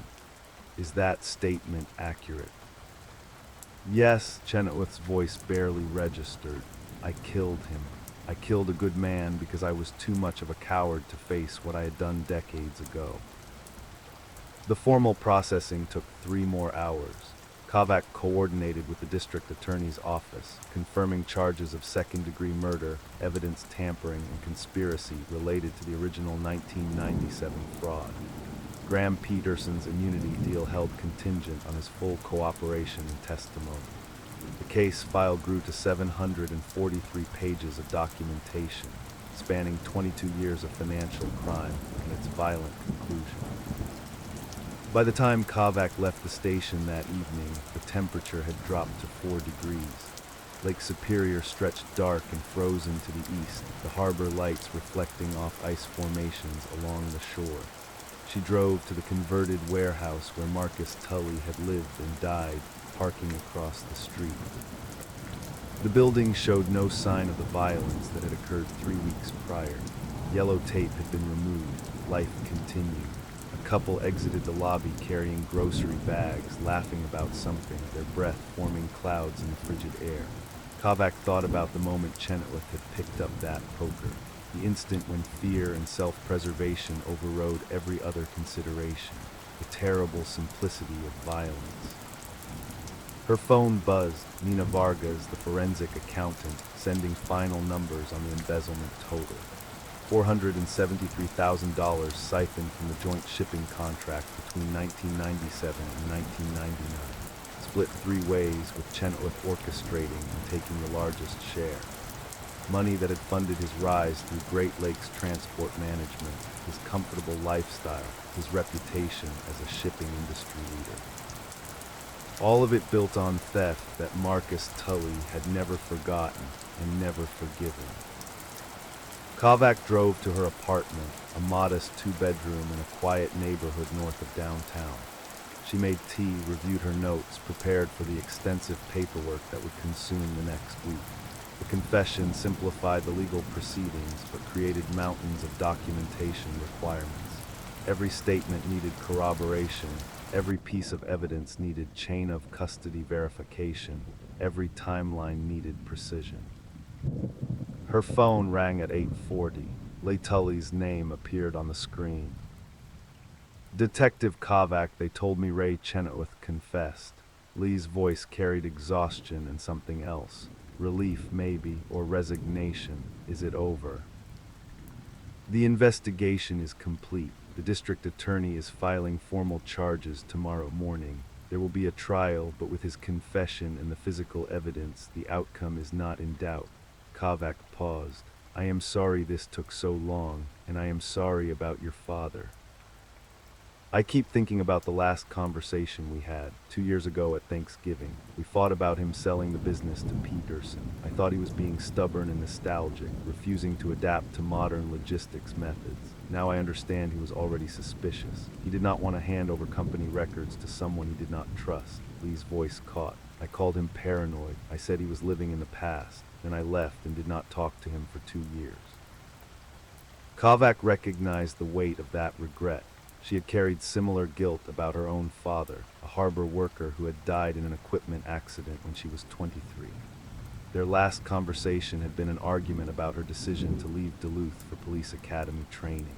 He had wanted her to stay local, work in the family trade. She had accused him of not supporting her ambitions. 3 weeks later, he was gone, and the argument had ossified into permanent, unfinished business.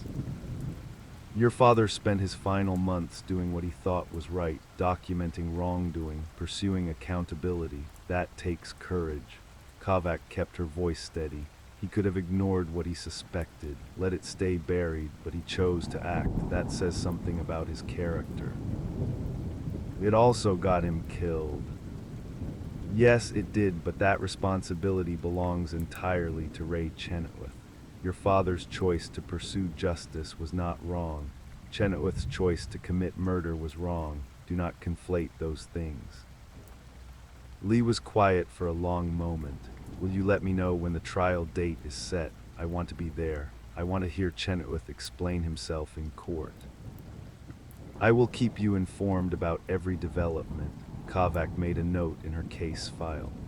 And Leigh, for what it is worth, your father kept a photograph of you on his desk, you graduating from college. He was proud of you, even during the estrangement. The sound on the other end might have been a sob or a laugh or both. Thank you for telling me that. After the call ended, Kovac sat in her kitchen, looking at case notes spread across the table.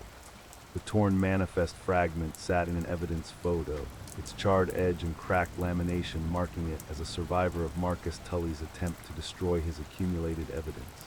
He had burned most of the documents, but kept that fragment as insurance.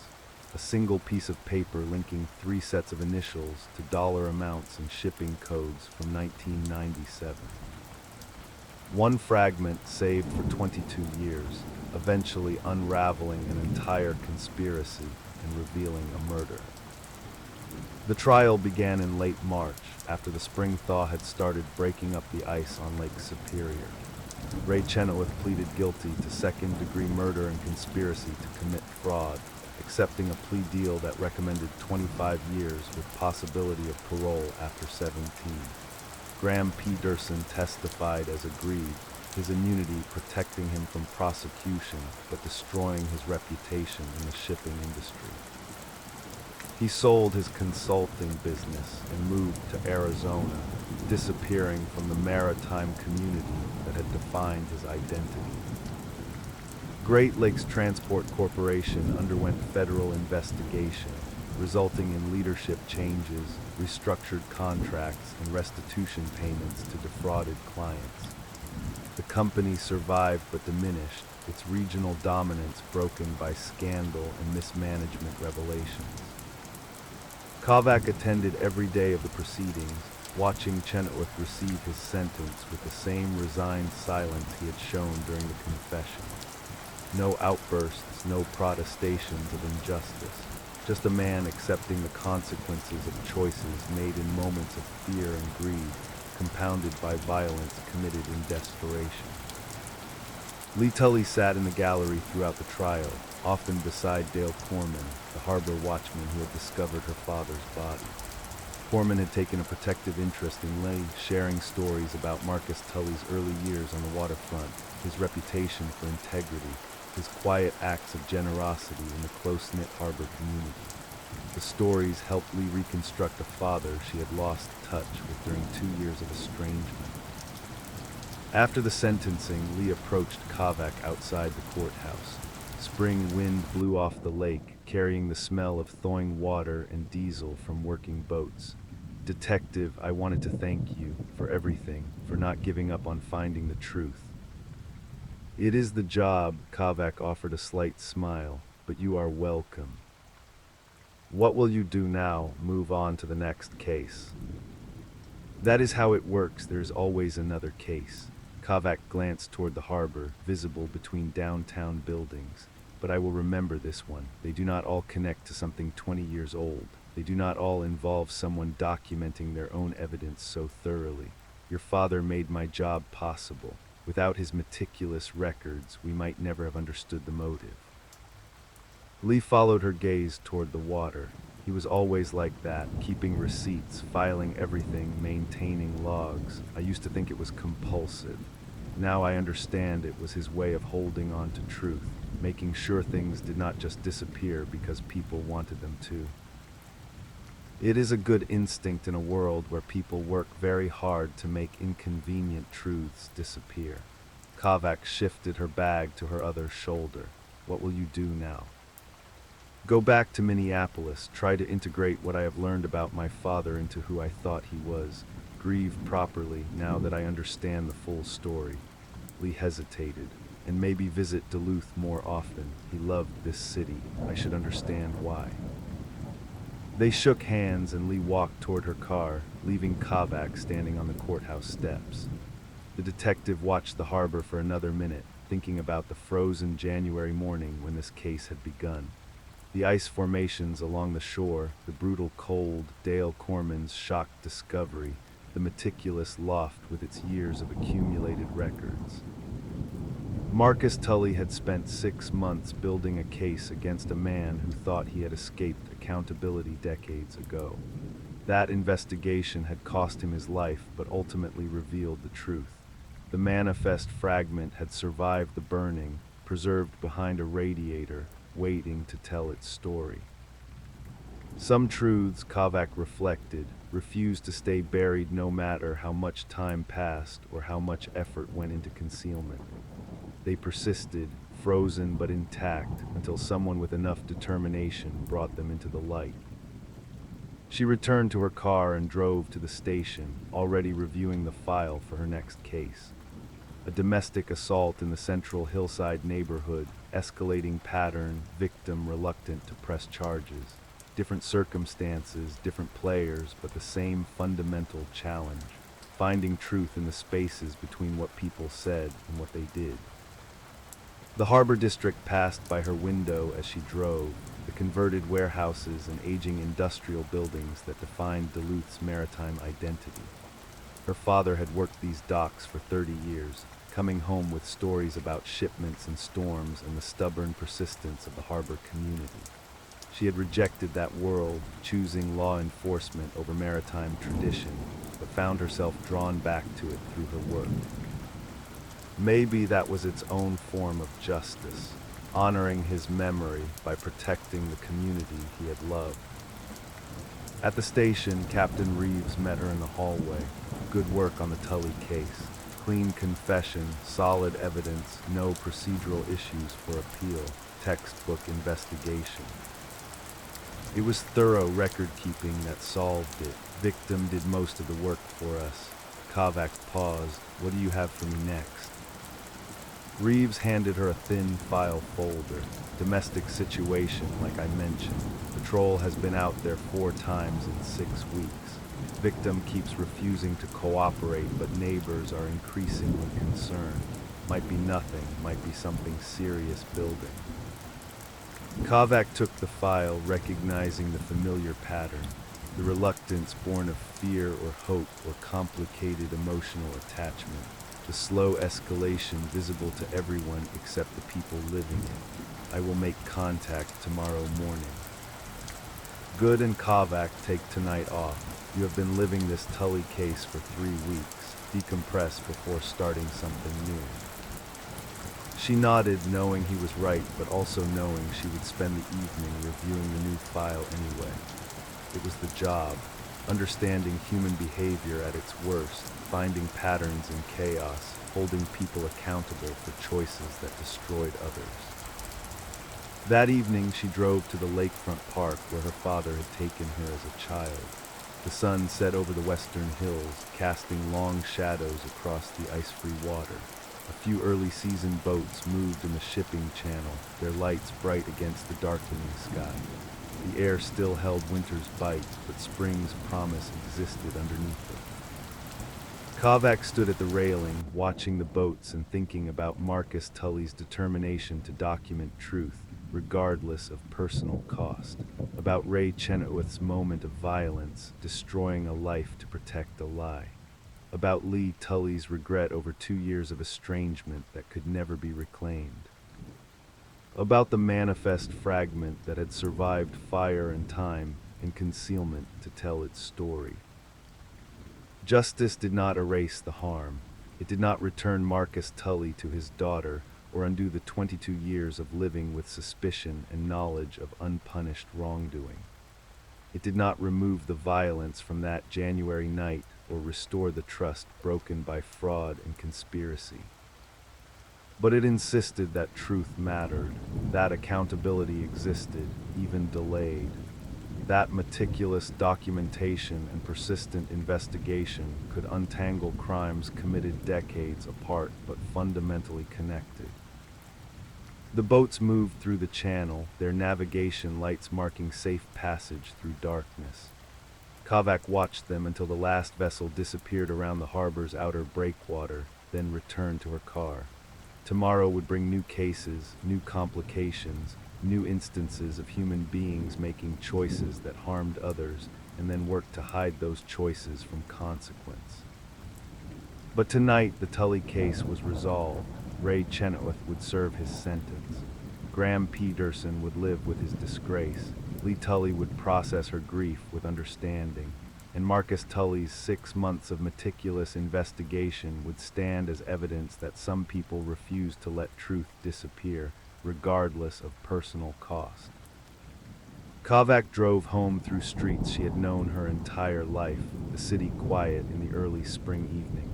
She thought about her father, about the harbor community that had shaped her understanding of persistence and integrity, about cases that closed and cases that haunted, about the work of holding people accountable in a world that often preferred convenient amnesia to difficult truth. The frozen ledger had been opened, its accounts tallied, its debts called due. That was all justice could offer, not restoration but recognition, not erasure of harm but refusal to let harm be forgotten. It would have to be enough.